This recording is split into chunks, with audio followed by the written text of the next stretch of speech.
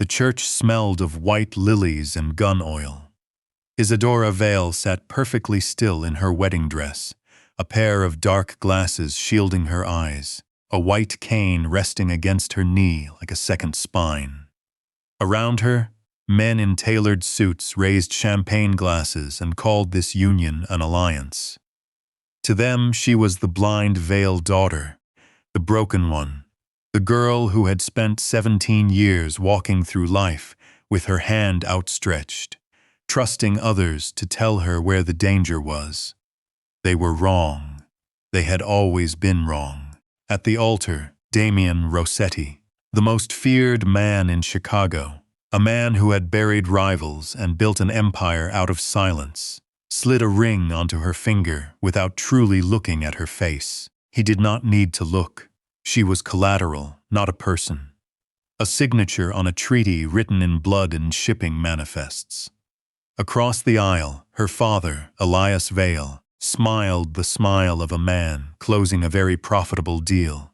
Isadora knew that smile. She had seen it once before 17 years ago, in the seconds before he ordered the east wing of their estate set on fire. With her inside it, she was not blind. She had never truly been blind. Not since the week after the fire, when her vision had come back in fragments, and then, slowly, in full. She had simply understood, even at 8 years old, that the moment her father discovered she could see again, he would finish what the fire had started. So she had learned to disappear inside her own eyes.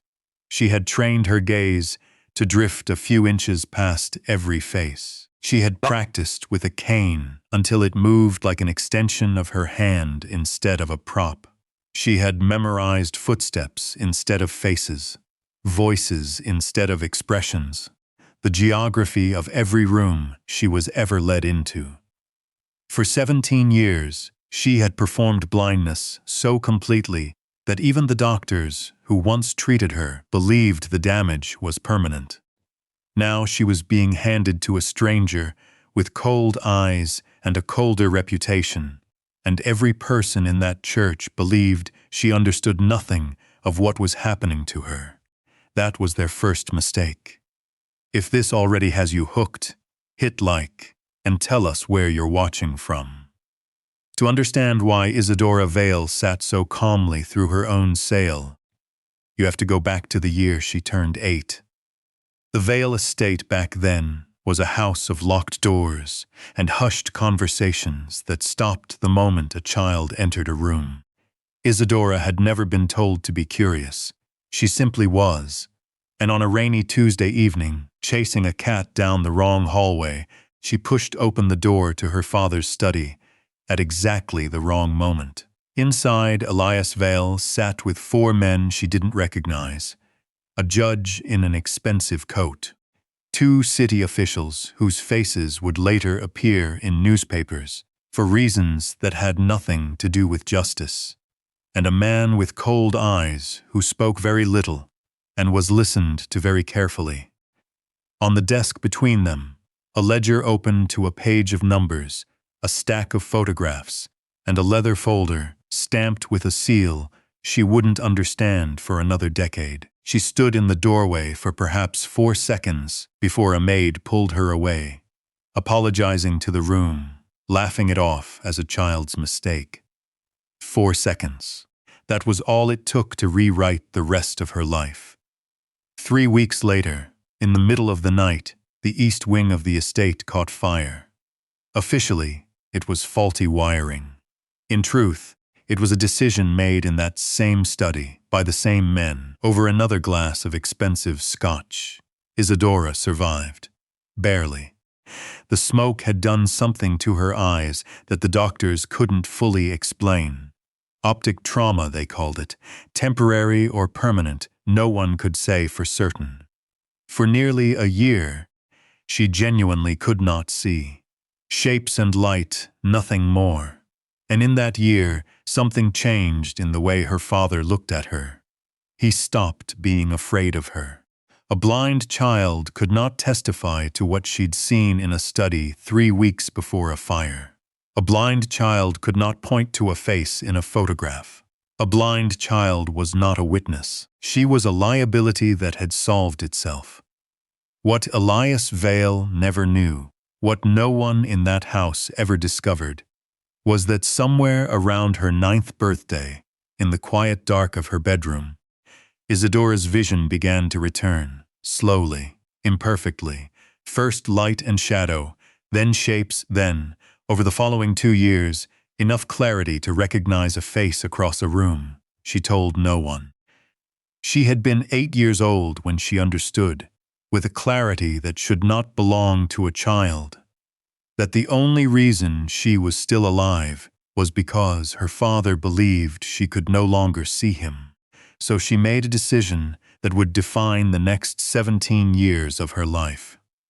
She would never let anyone find out that decision was wrong. She practiced in mirrors first, learning to let her eyes go soft and unfocused, aiming her gaze a few degrees past whoever was speaking to her. She practiced with a cane in the dark, learning to sweep it with just enough hesitation to look real. Never so much that it slowed her down when it mattered. She memorized the sound of every servant's footsteps, the creak of every door in the house, the exact number of steps between her bedroom and the staircase. She learned to let silverware clink against a plate as though she were searching for it, when in truth she could see it perfectly. By the time she was 12, she had begun something else, something she never spoke of to anyone. She started remembering every conversation men had in front of the blind girl because they assumed she couldn't see who was speaking and wouldn't understand what they meant. Every ledger page left open on a desk she was allowed to wander past. Every visitor's car, every unfamiliar face, every hushed phone call, taken behind a door that didn't quite close. She began writing it down, not on paper at first, but in her memory, organized like a filing system. Only she could access names, dates, numbers, patterns. Later, once she trusted certain hiding places in the house, she began writing it down for real, in a code of her own invention, hidden inside Braille transcription books that no one else in the house could read and no one would think to check. By 19, she had built what she privately called, in the quiet of her own mind, the archive, financial routes, names of judges and officials her father had compromised. The names of 3 criminal families whose businesses were quietly laundered through Vale-owned shipping companies. And, buried at the very bottom of it, the one piece of evidence she had never dared duplicate. Proof, in the form of an old payment record, that the East Wing fire had been contracted, not accidental. She had spent 17 years being underestimated, and for 17 years she had used that underestimation as a weapon, sharpening it patiently, waiting for the day she would finally know what to do with it. She had not expected that day to be her own wedding.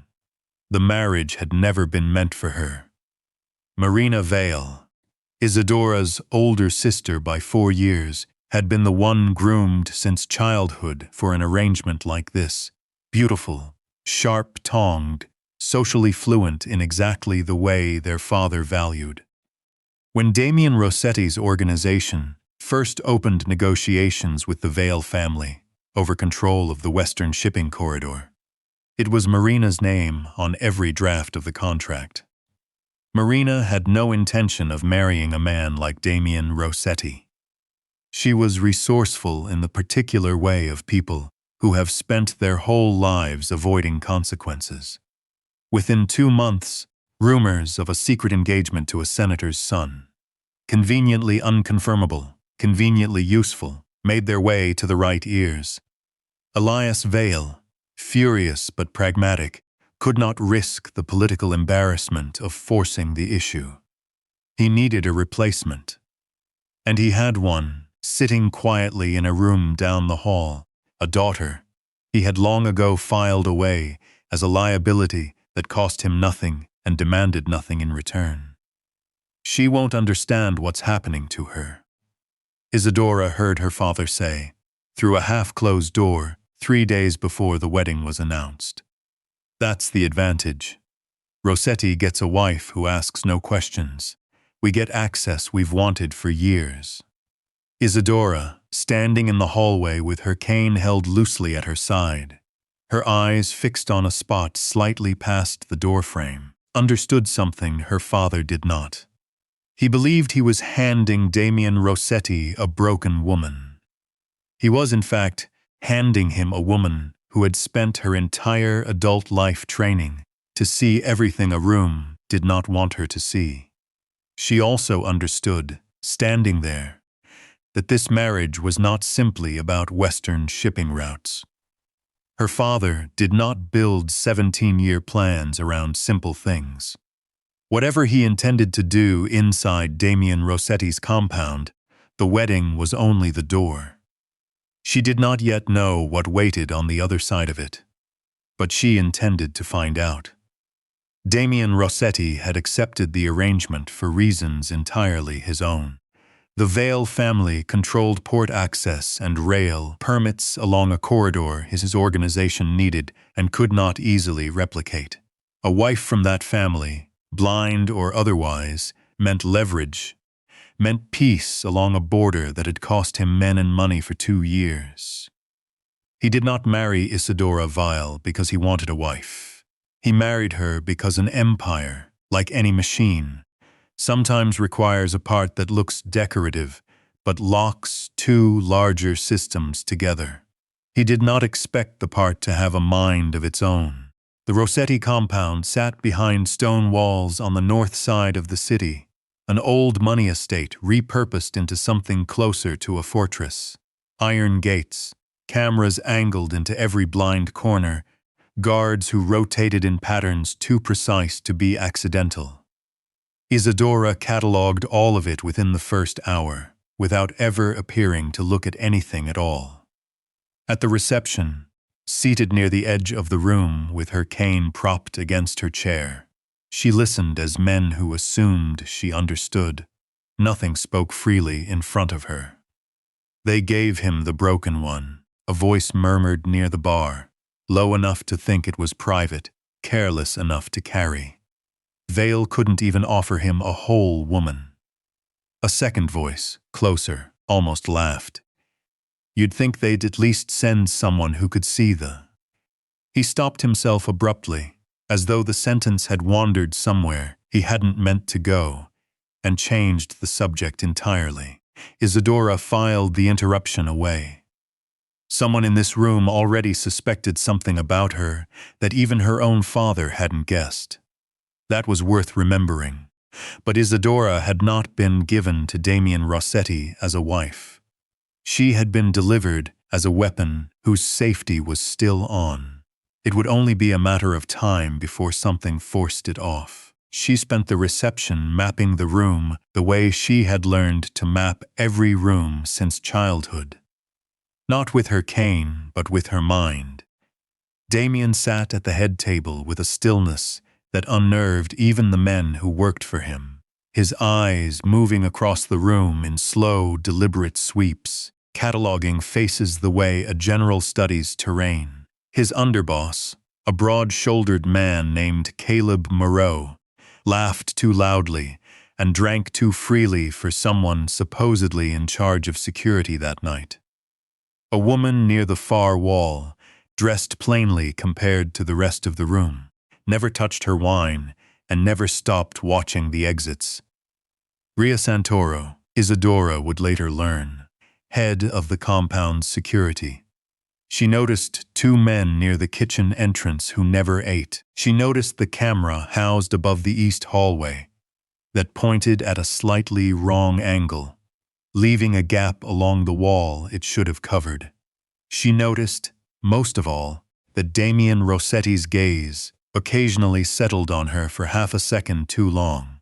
Not with suspicion yet, only the reflexive attention of a man who noticed everything, filed it, and moved on. She would need him to keep noticing things about her. just not the right things. Not yet. They gave her a suite on the 3rd floor, in the East Wing, an irony she did not miss, given how the last East Wing in her life had ended. For the first 2 days, Isadora played the role expected of her. She let a housekeeper walk her through the suite, touching walls and furniture with practiced hesitation, learning the room by feel, while silently mapping every window, every exit, every angle a camera might catch, and every angle it wouldn't. Everyone spoke freely around the blind bride. That was their first mistake. On the 3rd day, she let herself get lost. It was not difficult to arrange. She waited until the hallway outside her suite was quiet, timed the guard rotation she'd already memorized from 2 days of careful listening, and drifted. Cane extended, steps measured with just enough uncertainty to look convincing, until she found herself in a hallway she had no business being in. The door at the end was open.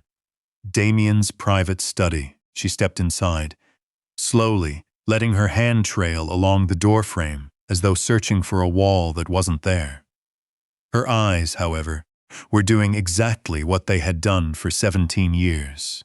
Moving fast, memorizing everything, betraying nothing on her face. A financial summary sat open on the desk. Columns of numbers routed through a chain of shell accounts she recognized instantly. Not because she knew Damien Rossetti's business, but because the pattern was the same one she'd spent years tracking in her father's ledgers. Money moving somewhere it shouldn't be moving, disguised as somewhere it should. Her eyes caught something else. A section of bookshelf along the far wall sat very slightly askew, a hairline gap where the wood met the wall incorrectly. The kind of imperfection only someone trained to notice imperfections would catch. A hidden panel. A footstep in the hallway. She turned, cane sweeping ahead of her, expression arranging itself into confusion, just half a second before a guard rounded the doorway and found her standing in the wrong room. "Mrs. Rossetti?"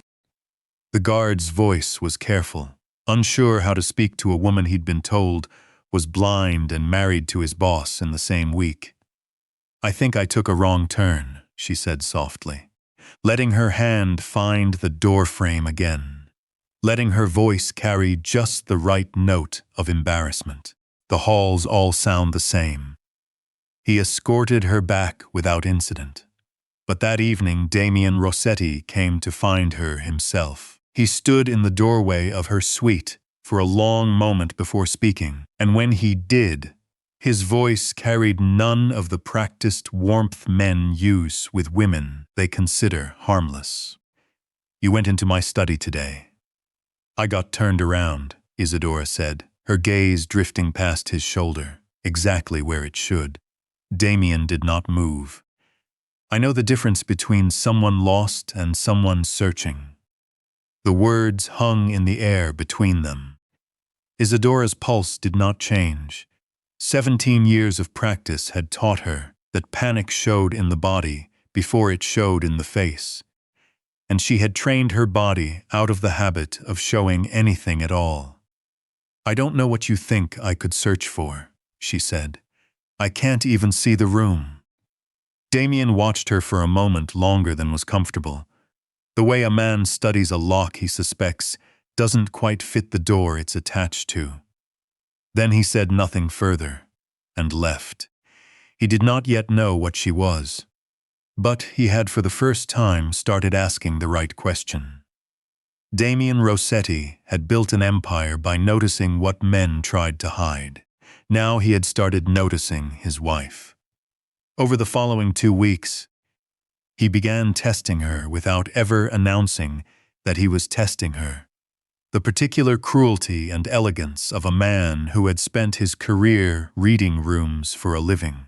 He left a shipping manifest on the study desk one afternoon, angled just slightly toward the doorway she was known to pass through on her afternoon walks. He mentioned, in a conversation held deliberately, within earshot of her sitting room. A shipment routed through a rail depot that did not, in fact, exist on any real manifest. A false route, planted like bait in a trap he hadn't decided yet whether he needed. 3 days later, that fabricated route was flagged by one of his contacts as having been discussed by a rival operation. Someone in that house had repeated what only a handful of people had heard, and one of those people was his wife. Damien did not confront her immediately. He was not a man who moved on suspicion alone. Instead, he watched the way she moved through rooms, the way her cane occasionally swept a fraction of a second ahead of where an obstacle actually was, as though she already knew it was there before her hand confirmed it. The way her head turned toward a speaker in a crowded room with a precision that a truly blind woman, orienting only by sound, should not have possessed. Meanwhile, Isadora had not been idle either. She had begun mapping the compound's internal politics with the same patience she'd once applied to her father's study. She noted that Caleb Moreau, the loud and charming underboss, drank freely and talked more freely still, bragging about operations in front of a woman he assumed absorbed nothing but the sound of his own voice. She noted that a logistics coordinator named Imt Park visited the compound twice a week under thin pretenses, always leaving with a folder he hadn't arrived with. She noted that Ria Santoro, sharp and disciplined, watched everyone in the compound except the one man who most deserved watching, because Caleb had built himself into someone above suspicion. Long before Isadora arrived to notice otherwise, a dangerous overheard conversation confirmed it. Late one evening, passing the open door of the east sitting room with her cane tapping softly ahead of her, Isadora heard Caleb's voice, low and pleased with itself, speaking to someone on a phone. "The Western Corridor shipment. Yeah, same as before. No, he doesn't know. Why would he? You'll have the numbers by Friday." She did not stop walking. She did not turn her head. She simply memorized the cadence of his voice, the specific phrase, same as before, and filed it beside everything else she had already gathered. That night, for the first time since her wedding, she allowed herself a small, private thought. This house is bleeding, and no one inside it has noticed except me. She would need to decide, soon, what to do with that knowledge, and who, if anyone, she could afford to give it to. The confrontation came on a rain-soaked evening, 3 weeks into the marriage, in the same study where Isadora had first slipped once. Damien summoned her there himself. When she arrived, cane in hand, dark glasses in place, he was standing by the window, his back to her, and he did not turn around when he spoke. "How long have you been able to see?" The room went very still. Isadora considered for half a second, continuing the performance, letting her head tilt toward the sound of his voice, letting confusion cross her face, buying herself another day, another week. "I don't understand the question," she said carefully. Damien turned then, and his eyes found hers directly. Not past her shoulder, not near her face, but exactly on her eyes, as though daring them to flinch away from him the way they'd flinched away from every other gaze in this house for 3 weeks. "Do not insult me with the mask," he said, his voice quiet and utterly without warmth. "Not now." The cane hit the floor, and for the first time in 17 years, Isadora stopped pretending. She reached up and removed the dark glasses, folding them once deliberately before setting them on the table beside her. When she looked up again, she looked at him, truly looked, the way she had trained herself never to look at anyone in this house, and let him see, for the first time, the eyes of a woman who had been watching him just as carefully as he had been watching her. "Long enough," she said, To know your underboss is selling your empire one route at a time. Damien did not react the way she expected. There was no anger, no immediate accusation, no reaching for a weapon or calling for guards.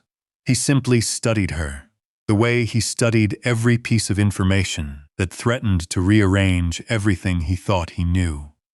"Prove it," he said. She did.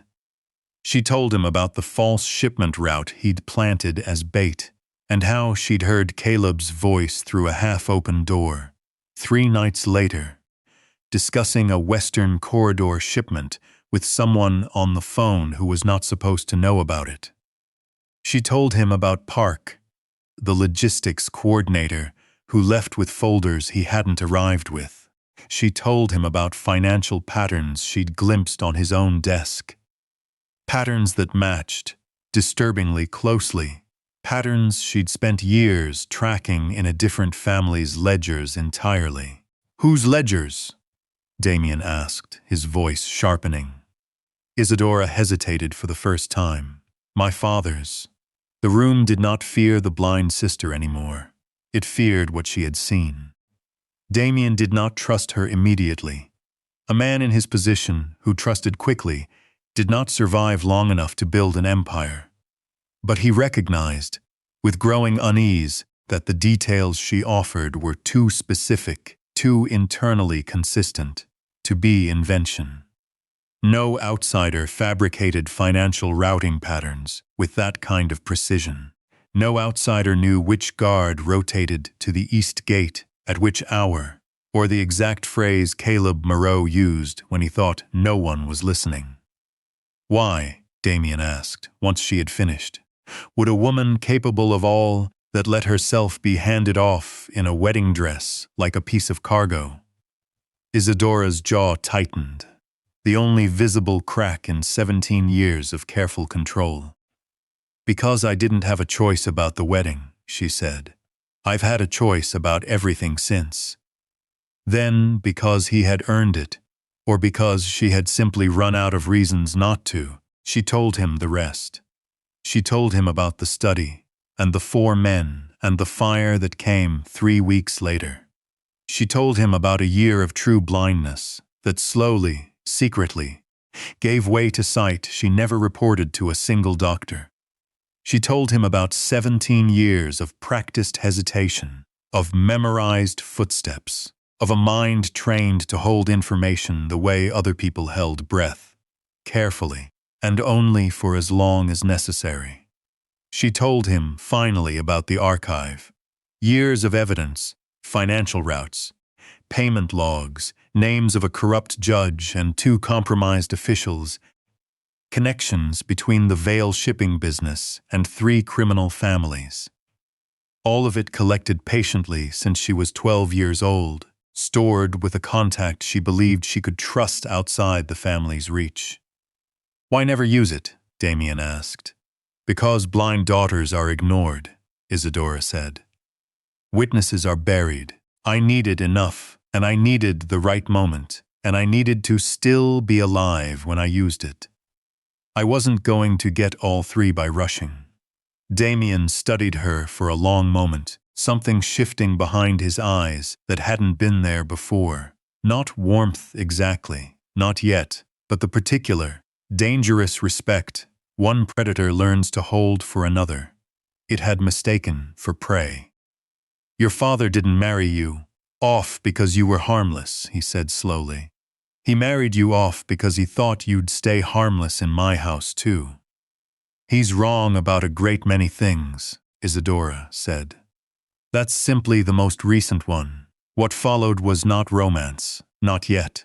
It was something colder and, in its own way, more intimate. 2 dangerous people learning to trust each other's competence before they trusted anything else." Damien began including her, quietly, in the small, strategic conversations that had once happened. Only behind closed doors he assumed she couldn't reach. He watched her correct a financial map his own accountant had missed, catching a routing discrepancy that had bled nearly $200,000 out of a shell account over 8 months.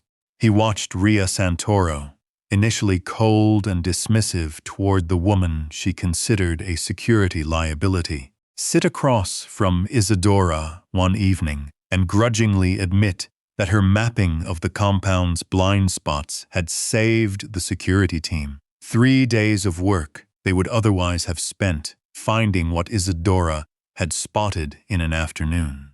There were smaller moments too, the kind that mattered more than either of them wanted to admit. Damien, out of 17 years of habit built around a household staff too polite to point out his blind spots, began quietly clearing furniture from Isadora's walking path before she entered a room, the reflexive courtesy of a man used to protecting something fragile.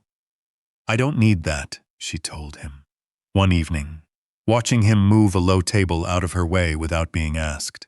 "I can see it." "I know," he said, not stopping. "Then why?" He considered the question longer than it deserved. "Habit," he said finally, not pity. It was a small distinction. It mattered to her more than she expected it to. She began to notice things about him too. The way he read a room in total silence before ever speaking in it, the exact same instinct she'd spent her life perfecting for entirely different reasons. The way his voice never rose, even when the news he received was catastrophic, the same controlled stillness she'd trained into her own body since she was 8 years old.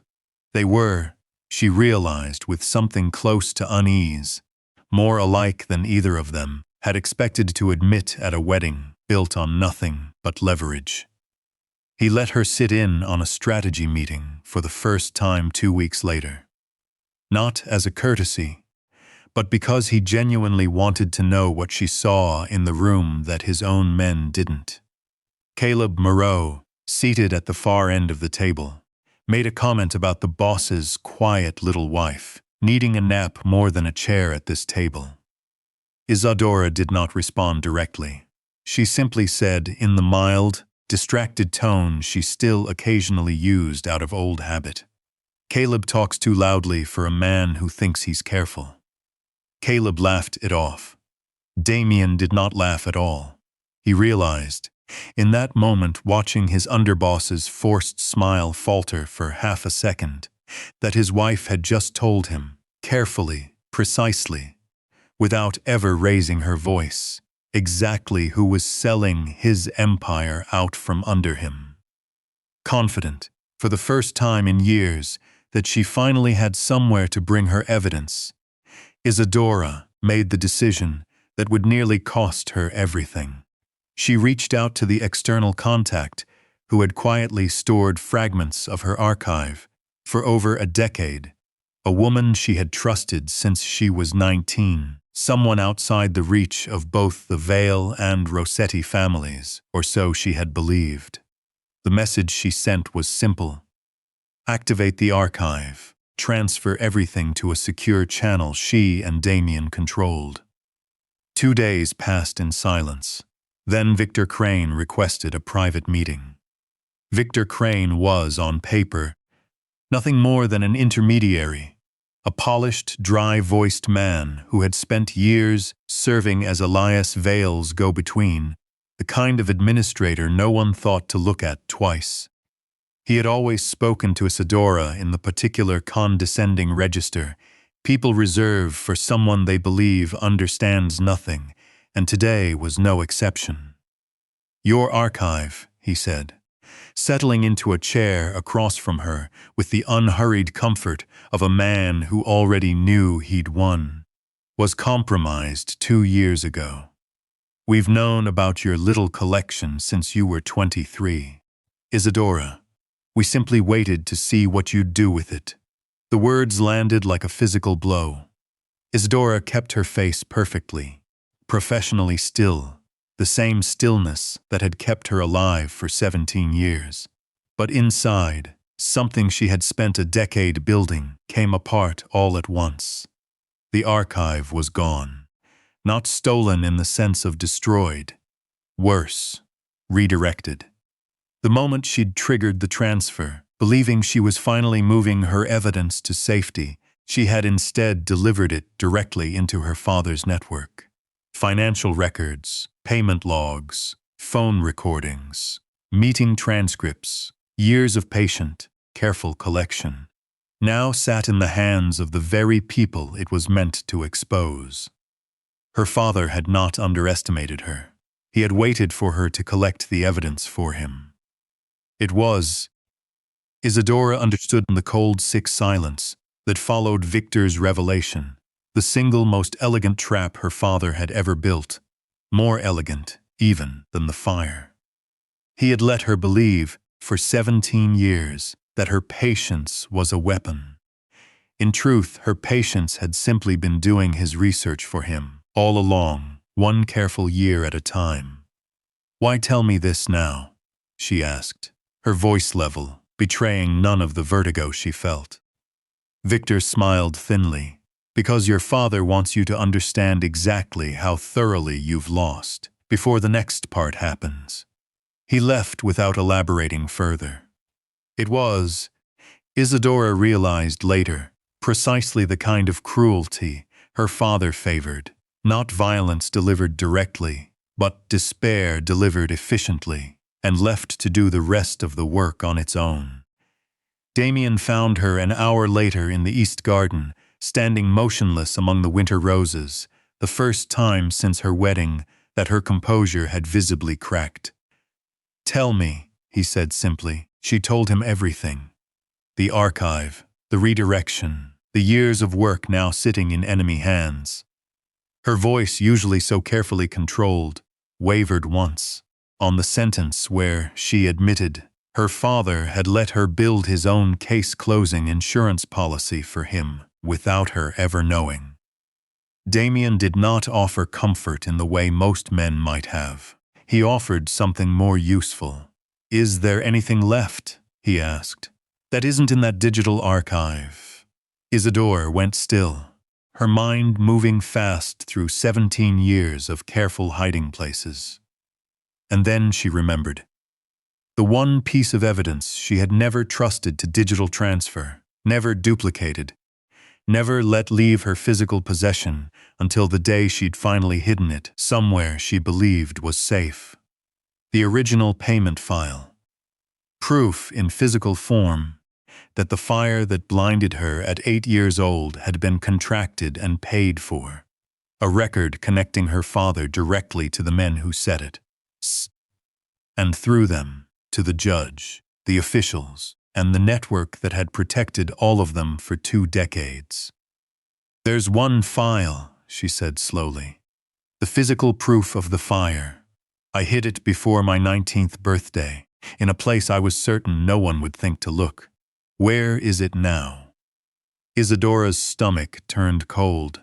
If Crane knows about the digital archive, he may know about the physical file too. She was right to worry.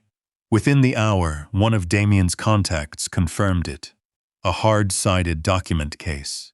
Recently retrieved from a storage facility Isadora had used years earlier under a false name, was now in the possession of Caleb Moreau and Victor Crane, being moved, that very night, to a cold storage facility near the rail depot before it could be transferred out of the city entirely. Everyone spoke freely around the blind bride once.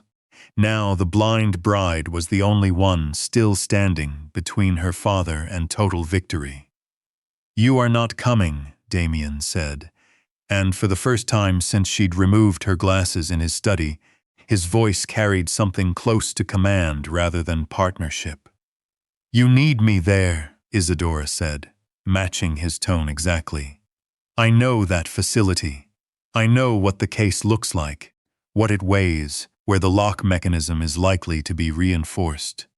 Your men will waste 10 minutes finding what I can find in one. Your safety is not the priority tonight," she said, cutting him off with a precision that startled him more than anger would have. "The file is. If you lose it, you lose the only proof that survives outside my father's reach. If I lose my life trying to get it, At least it will have been for something that mattered. Damien did not like it, but he had learned, in the weeks since her mask came off, that arguing with Isadora Vile's logic rarely ended in his favor. She went with Ria Santoro's team that night, dressed in dark clothing that had nothing to do with wedding dresses or dark glasses, moving through the rail depot's perimeter with a silence that startled even the security team assigned to protect her. The mission went wrong within minutes of entry. A guard rotation Caleb had altered without informing Ria's team caught them mid-approach. Gunfire opened up from an elevated position inside the facility, pinning Ria's team behind a row of shipping containers, with no clean line back to the exit. It was in that chaos, crouched behind cold steel, with bullets tearing through the dark, that Isadora finally let go of 17 years of hesitation entirely. She moved, not with a cane, not with careful, measured uncertainty, but with the fast, decisive precision of a woman who had spent her whole life memorizing rooms exactly like this one. She used the facility's layout, memorized from a floor plan she'd studied years earlier when she first hid the file there. To navigate a service corridor Ria's team didn't know existed. She found a damaged electrical junction box along the way, and, with a speed that would have terrified anyone watching, forced a short circuit that plunged half the building into blackout. In the sudden dark, she was the only one who could see clearly enough to move. She found the document case in a storage unit at the facility's rear, guarded by two men who never saw her coming until it was too late. Victor Crane arrived, moments later, drawn by the commotion, and struck her across the face hard enough to split her lip and send her staggering into a metal shelf. She did not let go of the case.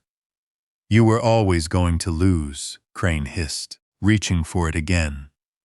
"Your father built this network before you were born. You think 17 years of hiding makes you clever?" "No," Isadora said, driving her elbow into his ribs with a force that made him stumble back. "It makes me patient. There's a difference, and you're about to learn it." She ran. Through the blackout, through the corridors she'd memorized years earlier. For a very different reason, out through a loading door Ria's team had finally managed to breach from the outside. When Damien's men pulled her clear of the facility, she was bleeding from her lip, her dark clothing torn at the shoulder, and she was still holding the case exactly as tightly as she had the moment she found it. For the first time, everyone standing in that parking lot, Ria's team, the men who had once called her the broken one behind her back, saw, without any doubt at all, that the blind bride had never been broken. Not once, not for a single day of her marriage. Damien arrived within minutes, having heard the operation had gone wrong, before he'd heard whether his wife was alive to tell him about it. He found her leaning against the side of a car, the document case still clutched against her chest, blood drying at the corner of her mouth.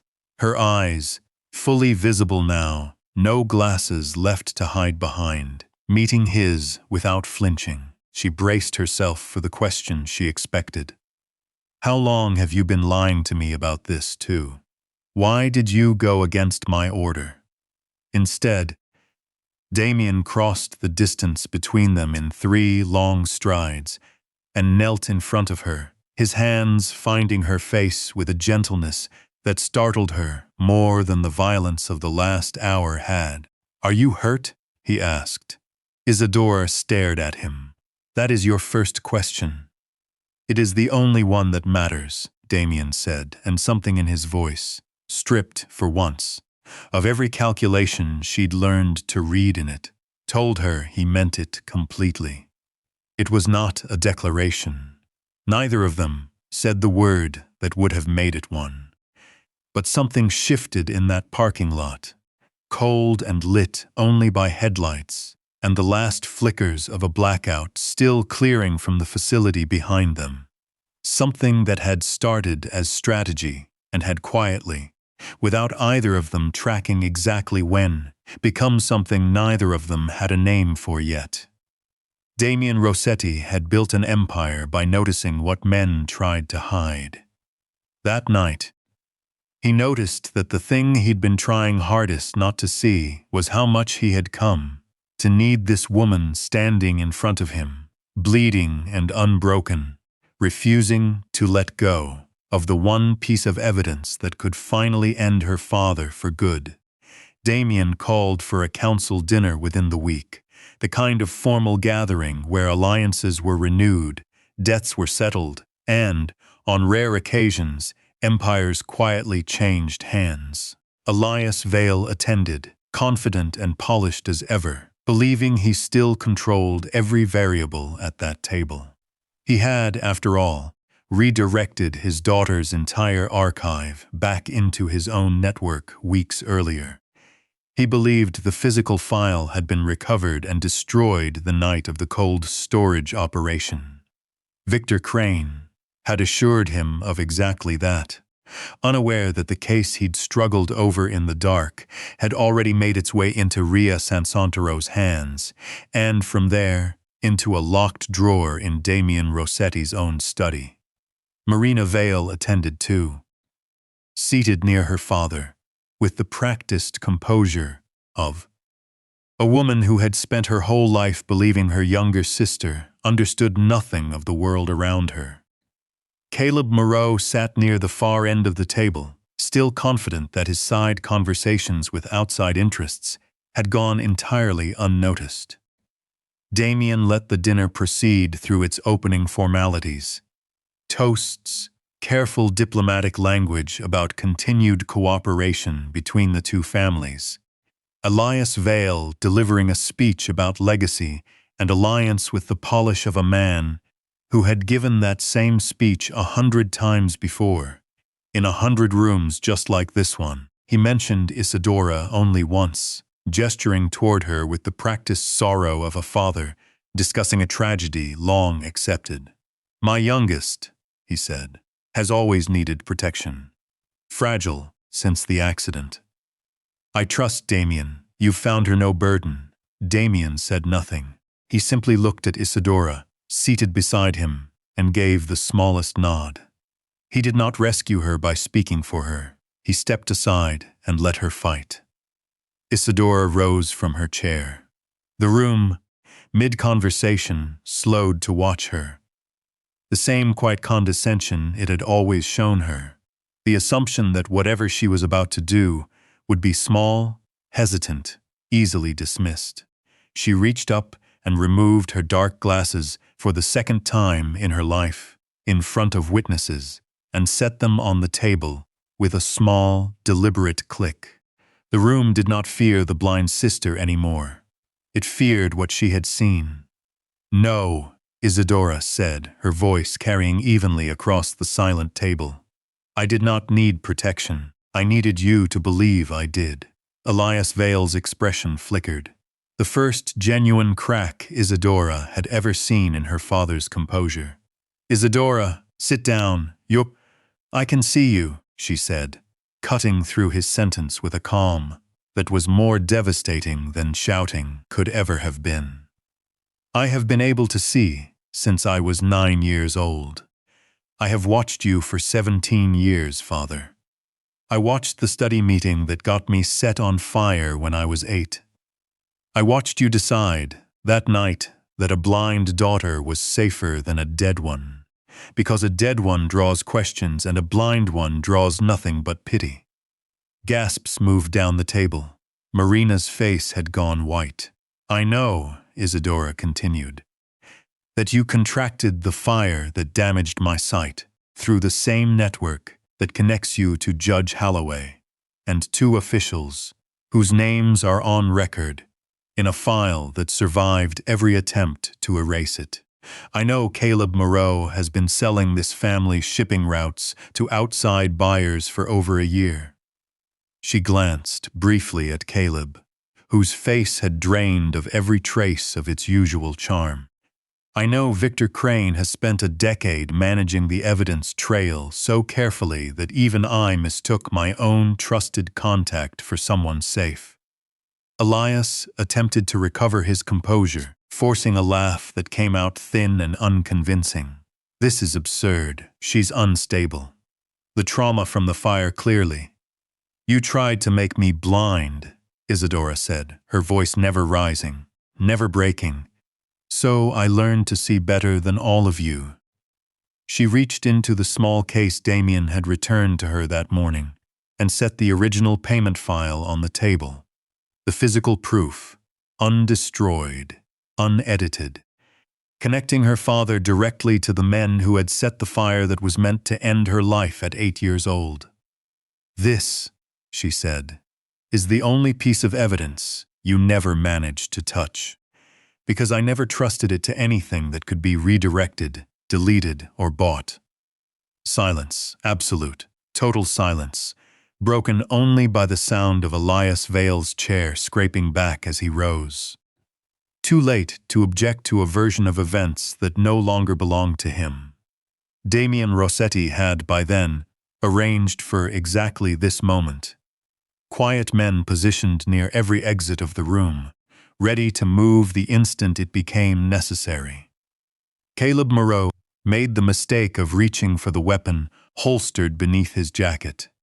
He was disarmed and restrained before his hand ever closed around it.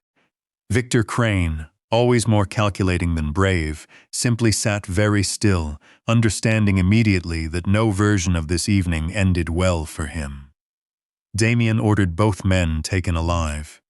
There was, he understood, perhaps for the first time in his career, more power in what a courtroom and a set of federal prosecutors could do to a man like Elias Vale than in anything a bullet could accomplish in a single evening.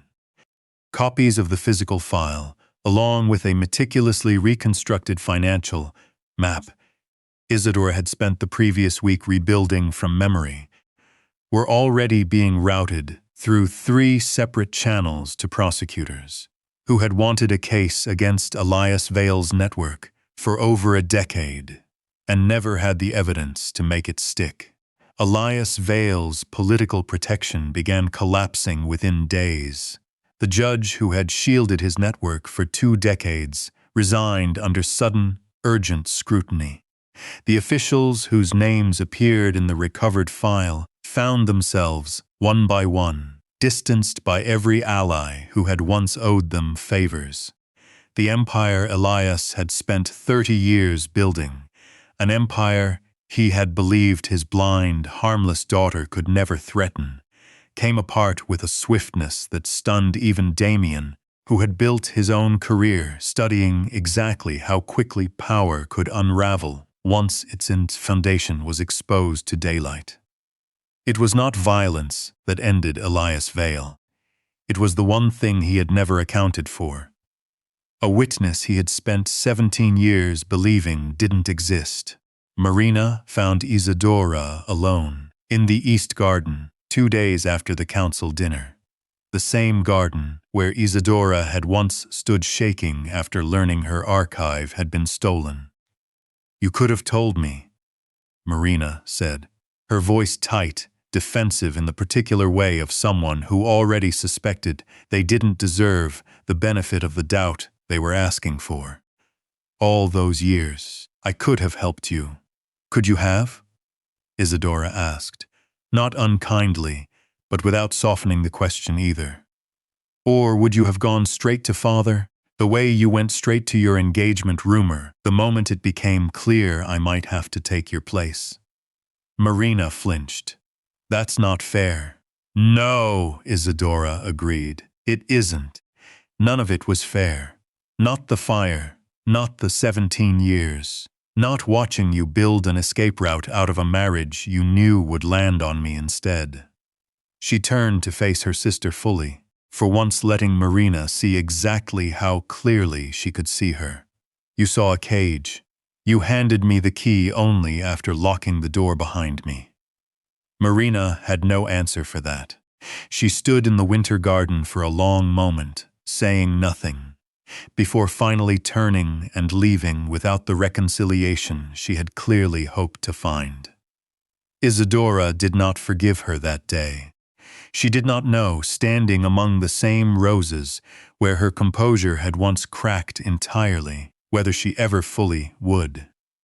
But for the first time in her life, the decision belonged entirely to her, not to a father managing her usefulness, not to a sister managing her own guilt, simply to Isadora, weighing what she owed people who had, for years, weighed nothing about what they owed her. With her father's network collapsing and the immediate danger behind them, Isadora expected the marriage to end exactly the way it began, as a transaction, concluded now that its usefulness had run its course. She found Damien in his study one evening, a folder resting on the desk in front of him, and something in his posture told her, before he said a single word, what was inside it. "Annulment papers," he said, sliding the folder toward her. "Already signed on my end. My lawyer drew them up the morning after the council dinner." Isadora stood very still, her hand not moving toward the folder. "I see. You were forced into my house," Damien said, watching her carefully. "Forced into a wedding you never agreed to, used as a piece in a game you spent your whole life trying to survive. I will not make you stay in it a single day longer than you choose to." For a long moment, Isadora said nothing, studying him with the same precision she had once used to study rooms full of strangers. Except this time, what she was searching for wasn't a threat. "And if I do not want to leave?" she asked finally. Something shifted behind Damien's eyes. Not surprise exactly, but the particular stillness of a man who had wanted an answer badly enough that he hadn't let himself expect it. "Then I will spend the rest of my life," he said quietly, "making sure you never have to hide your eyes again." The distance between them closed slowly. No rush, no desperation. The way two people move when they have already survived the parts of a relationship most people never have to survive. Suspicion, betrayal, a night of gunfire in a cold storage facility, a public reckoning that could have ended either of them.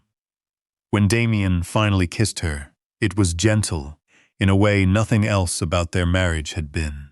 Earned, unhurried, entirely a choice, made by two people who no longer had anything left to prove to each other. The folder of annulment papers remained on the desk, unsigned by the one person whose signature it had actually needed. Months later, Isadora Vale, she kept the name Rossetti now, though she had made that choice slowly, the way she made every choice she'd finally earned the right to make. No longer wore dark glasses inside the walls of the compound that had once been a stranger's fortress and was now, undeniably, her home. She had taken on a role in restructuring the organization's intelligence and financial operations, work she approached with the same patient precision she'd once applied to memorizing footsteps and mapping hidden panels. Damien treated her as an equal partner in every strategic conversation that mattered, the way he had first begun to, almost by accident, in the weeks after her mask came off. Ria Santoro had become, unexpectedly, something close to a friend. The two women sharing the particular understanding of people who had once been underestimated by everyone around them, and had quietly decided to stop correcting the mistake until it cost their enemies everything. In her office, mounted on the wall beside her desk, hung the white cane she had once used to survive 17 years of careful invisibility. She did not need it anymore. She had not needed it in the way everyone once assumed for a very long time, but she kept it there regardless. Not as a relic of what had been taken from her, but as a reminder of what she had built out of the wreckage of it. The thing that was meant to make her harmless had become, in her hands the sharpest weapon she ever carried. They forced the blind sister to marry the mafia boss because they believed she was broken. They believed silence meant weakness. They believed a woman they refused to look at could never be watching them.